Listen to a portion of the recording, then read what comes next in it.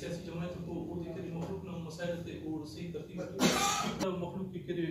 National democratic party کی مرکزی deputy ارگنائزر شاہ زیب بلوچ نے نوشکی پریس کلب میں پرہجوم پریس کانفرنس سے خطاب کرتے ہوئے کہا کہ بلوچستان کی پسماندگی و محرومیوں کا حوالہ و تذکرہ اگر کیا جائے تو شاید اس پریس کانفرنس ممکن نہ ہو. 1951 سے لے کر آج تک بلوچستان سے گیس نکالی جا رہی اور اس کی اہمیت اور افادیت کا ذکر کیا تو ریاستی معیشت میں اس نے ریڑھ کی ہڈی کی حیثیت اختیار کر لی ہے. لیکن بدقسمتی سے نوشکی سمیت بلوچستان کی 90% سے زائد آبادی اس بنیادی سہولت سے محروم ہے، بلکہ اس کے مد مقابل ریاستی عدم توجہی کے باعث کوئی بھی مناسب دوسرا مطلوبہ سہولت فراہم نہیں کیا گیا ہے، جو قابل مذمت ہے. اس موقع پر این ڈی پی کے مرکزی ممبران چنگیز بلوچ اور نعمت بلوچ بھی موجود تھے.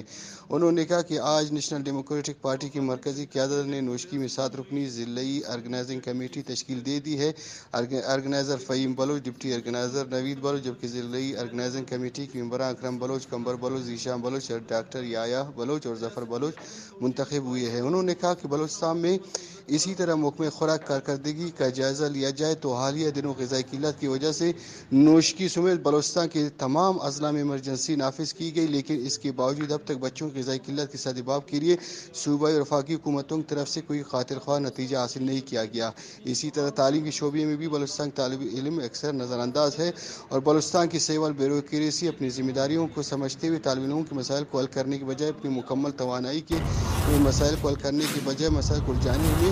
لگا رہی ہے. حالانکہ پچھلے چند سالوں سے تعلیم اور صحت کے بابت فنڈز کو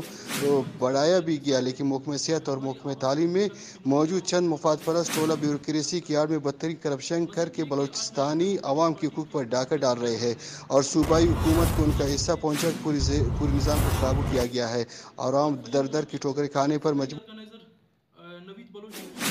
انہوں نے کہا کہ نیشنل ڈیموکریٹک پارٹی حتی الوسع کوشش کر رہی کہ ان عوام دشمن قوتوں کے خلاف ہر فون پر آواز بلند کر کے ان کا راستہ روک سکے، لیکن عوام کو بھی اپنی ذمہ داریوں کا احساس کرنا ہوگا اور ہماری آواز کے ساتھ ہم آہنگ ہو کر ان کرپٹ مافیا کے خلاف سیاسی اور جمہوری طرز پر احتجاج کا راستہ اختیار کرنا ہوگا.